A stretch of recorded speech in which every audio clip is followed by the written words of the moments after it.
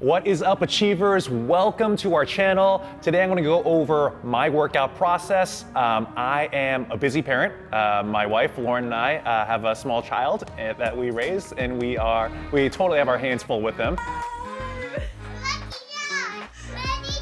We also own a couple businesses, and so basically, we don't have that much time to work out. And so if you're kind of in that similar boat where you love fitness, but you don't have the time to put in 6-7 days a week to work out, then this is gonna be the channel for you. There are plenty of other channels out there on YouTube for folks who are lifting constantly and just really, obsessed with that. But this is for just your everyday person who wants to get in better shape, who wants to live healthier, fitter lives, but don't necessarily wanna upend their entire life to make that happen. Today, what I'm gonna go over is I'm gonna first start off with some mobility work, then I'm gonna go through some power moves, then some strength moves, and then follow it up with some conditioning, okay? I'm gonna tell you my rationale for why this all kind of came to be and how we program for both our online clients, our in-person gym members, and basically anyone who we ever work with. This is kind of the general flow of how we would program for them, all right? But first things first, we're gonna get started with the warm-up. I like to start off with about 5 to 6 different warm-up moves or so.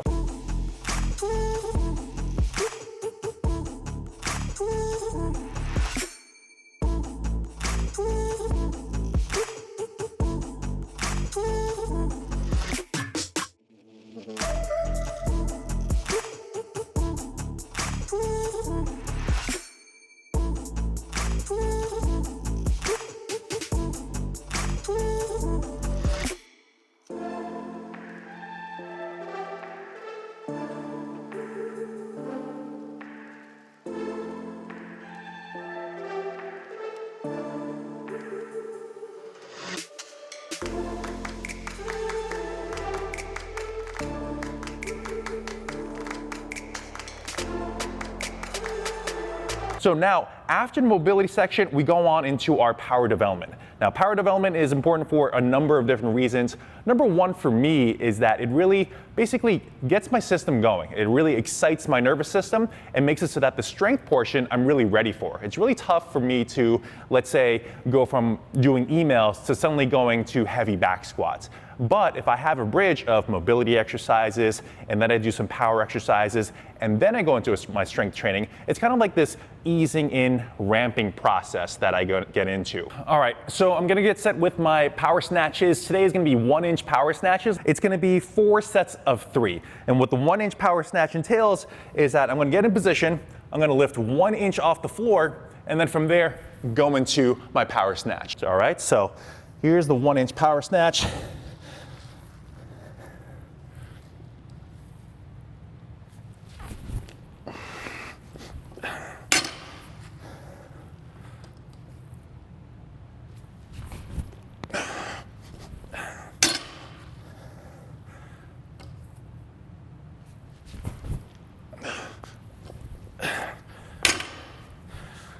All right, so that was a set of 3. I'm gonna rest about 60 to 90 seconds or so, and then go on to my next set, all right? So the reason why I like the 1-inch pause is most people tend to lose position right off the floor.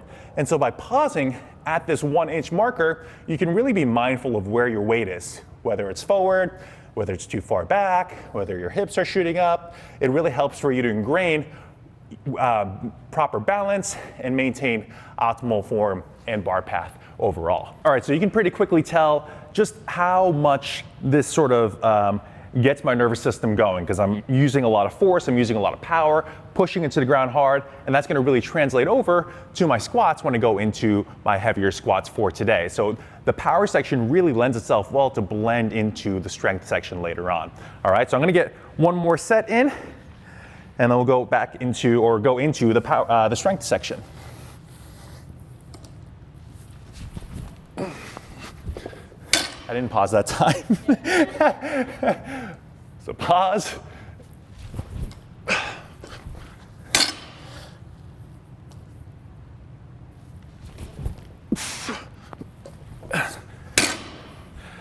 All right, now a couple things with the Olympic lifts.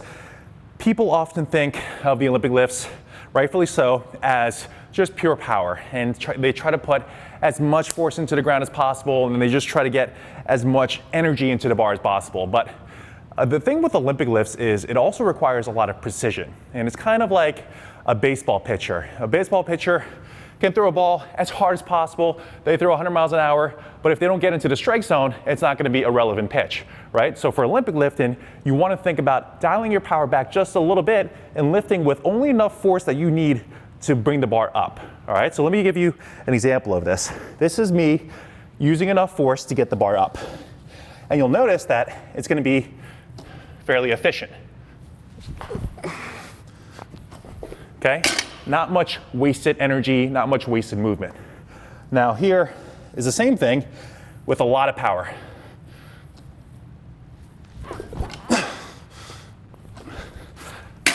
I was able to get the bar up, but I jumped forward. It was just very shaky overall, and you could see how much more movement there was involved, all right? So the thing with power moves like Olympic lifts, kettlebell swings, think about using just enough force to actually do the movement, but no more and no less. It's very zen, but it really helps out because it helps you to just temper down your power just a little bit in order to better execute the lift. All right, so 4 sets of 3 power snatches done. That's my power section, and that leads me to my strength section. Now I feel warmed up from my mobility, and my nervous system is ramped up from the power exercises. Now I feel really prepared to go in to my back squats for today. All right, so today what I have set are 4 sets of 5 with a 2-second isometric pause at the bottom. And again, I talked to you about why we like tempos and pauses, but as we start to go heavier and heavier and heavier, and we go lower and lower reps, as we do with our programming, we wanna make sure that we aren't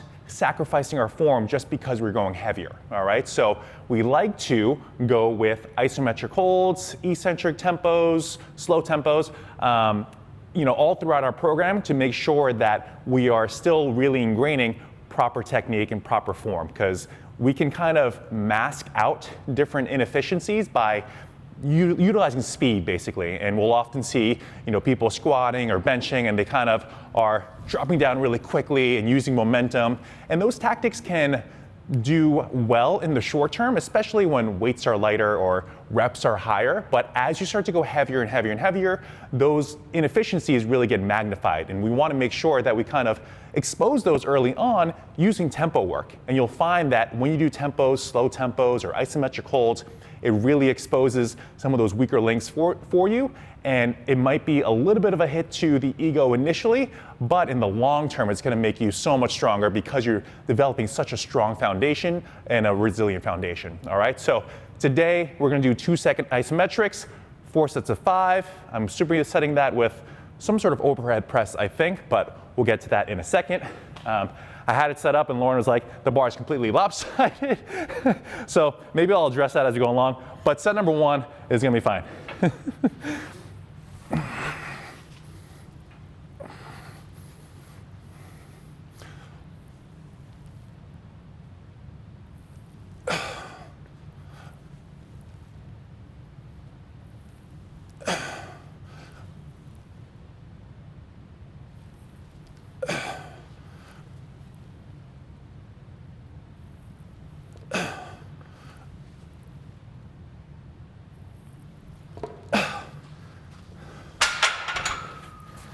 All right, so I'll fix that in the next set. But some things that I'm thinking about are making sure that I'm getting to the same depth as I would if I was doing a normal tempo squat. So that's really key, number 1. A lot of people will program in isometrics, but then they'll stop here. And all they're doing is strengthening a range that they're already strong in. So you really want to make sure that you lighten the load enough where it's still challenging, but you're able to get down to your most maximal depth and really ingraining proper form and ingraining those positions. All right, so just got done with my squats. Now I'm gonna move on into my 2 dumbbell bent over rows. All right, so a couple of pro tips here, especially if you're trying to maximize the efficiency of your overall program. We definitely recommend supersets or trisets. All right, so that's basically where you go back and forth between 2 movements that are non-competing. And non-competing basically just means that you're not taxing the same movements and muscle patterns, back to back. All right, so what we like to do is we like to superset lower body moves with upper body moves. So that way, as you're going back and forth, my lower body's resting while I do my rows, and my upper body's resting while I'm doing my squats. It just makes things a lot more efficient. So we really like to go pairing upper and lower body movements together. Now, to take it even a step further, we like to pair squats and pulling movements together, as well as deadlifts and pushing movements together.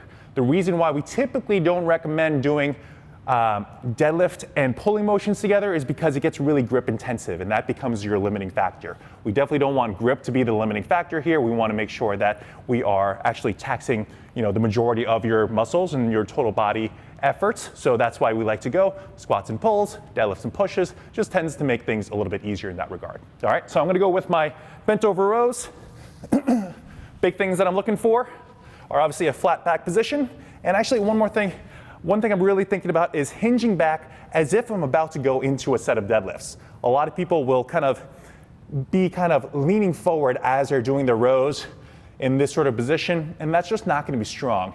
Get your weight back, and now suddenly you have a lot more weight distributed over your base, and that's going to be a much stronger position. All right, so if this is a strong position for you to deadlift in, it'll probably be a strong position for you to row in.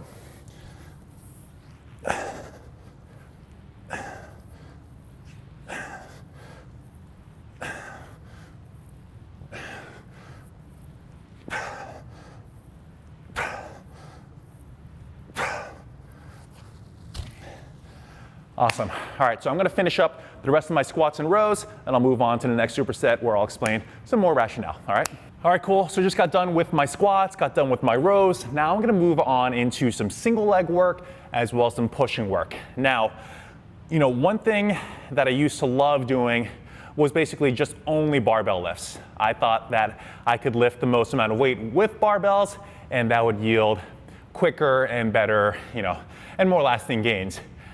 As I've gotten older, what I've noticed is that if I do too many barbell type of lifts, my body just doesn't recover as well. I get too beaten down by it. Even during the workout, I just get too tired. And so what I find myself doing is incorporating a lot more dumbbell work, kettlebell work, single leg work to basically reduce the loading, but it's still going to be very challenging. I'm still following principles of progressive overload, and I'm still trying to increase weights every week, increase reps every week. So I'm definitely pushing myself, but it's just not as fatiguing and taxing as barbell work. So what you'll notice is after I do my main lift and my power exercise, then I'll take it down and do some single leg work as well as some dumbbell accessory type of work. Now the second benefit of this is that you also get to, or I also get to, explore a lot more range of movement, and we call that in fitness industry speak movement variability. All right, so if you're only doing squats, you're only doing deadlifts, you're only doing Olympic lifts, that's just this plane, right? So we want to make sure that we experiment with everything. We want to be able to explore the frontal plane. We want to be able to explore the rotational transverse plane, and just be able to express strength in all sorts of different facets and different dimensions. And by doing that, you become a lot more multidimensional, you become a lot more of a better mover, and overall, it becomes a lot more sustainable, because if you're only doing bilateral movements, heavy barbell movements, that's just over time going to just wear down on you. It's going to just kind of chip away, and just like doing anything for too long, running or biking or any sort of endurance type of event, you start to get those aches and pains that pick up because of repetitive and overuse type of stuff. Same thing can happen with the barbell, so you want to make sure that you're exploring a wide breadth of movement. All right, so going along with that theme, this is going to be my single leg exercise for today. It's going to be a single leg, rear foot elevated, single leg deadlift. All right, so I'm going to be right here. My foot is just basically resting on top of the bench, and I'm going to sit back, and this down leg is going to be my working side.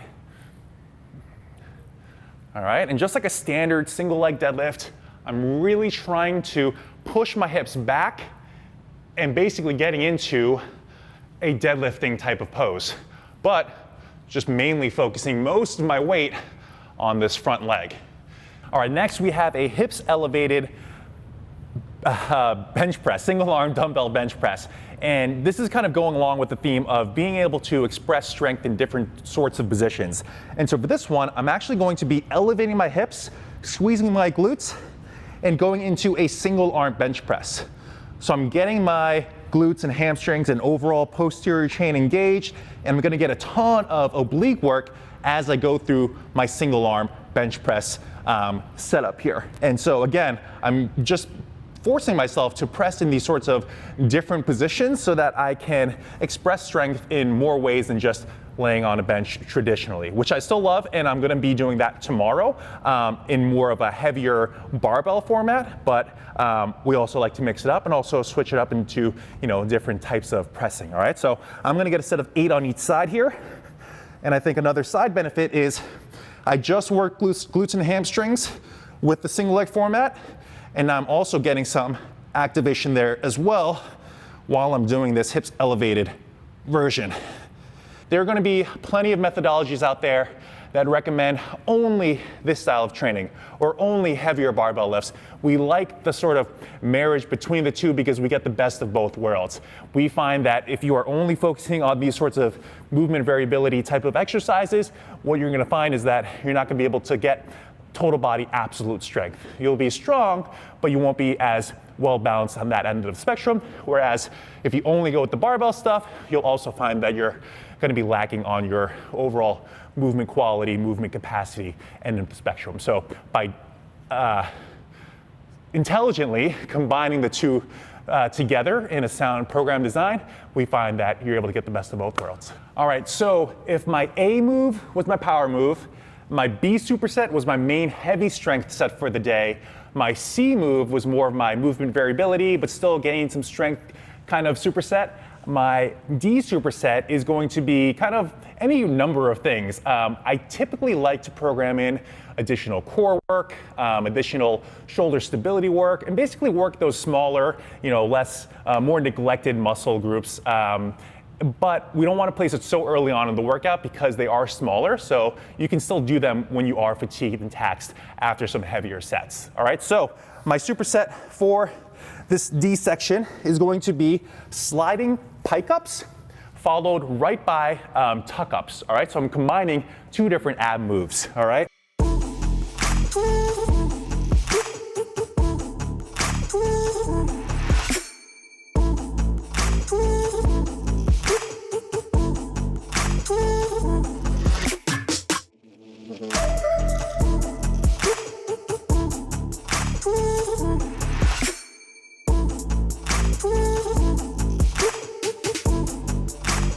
All right, now at the very end of the workout, the E superset or complex or whatever I might be programming is usually involving some sort of finisher in the realm of either metabolic finisher or hypertrophy-based finisher. So hypertrophy-based finisher, I might include some arm work or some dedicated glute work, something to basically burn out a smaller muscle group that people tend to like from an aesthetic standpoint, all right? The second side of the spectrum, I do conditioning type of work. So that might be kettlebell swings, that might be barbell complexes, that might be some aerobic work, you name it. I conveniently have run out of time. We have to go pick up Kendrick from daycare, so I don't have to do that, which I'm very thankful about. But you won't be able to see that, but basically what it is for today is going to be 30 seconds of dead start goblet cleans on each side, followed by speed skaters for 30 seconds, followed by cross-body mountain climbers for 30 seconds, and then you rest for 30 seconds. I think that's the time domain. But basically, trying to get in some strength, some side-to-side lateral movement, as well as some additional core type of metabolic work at the end is there as well. All right, so trying to get a bunch of work done in a short amount of time, again, to make it as efficient as possible. If you are interested in this style of workout and you kind of find that this approach could resonate well with you, and you find that you want to lift, but you don't want to go so far into lifting where you're only doing power lifts, or you're only doing movement quality lifts, or you're only doing kettlebells, and you want just a well-rounded approach to programming, to working out, I highly recommend checking out our Rise program. I'll leave the link in the description below, but otherwise, I hope you found that useful. I hope you found it beneficial. Like, subscribe, hit the bell, like all that sort of YouTube-y stuff, and I will see you next time. Sweat out, happiness in.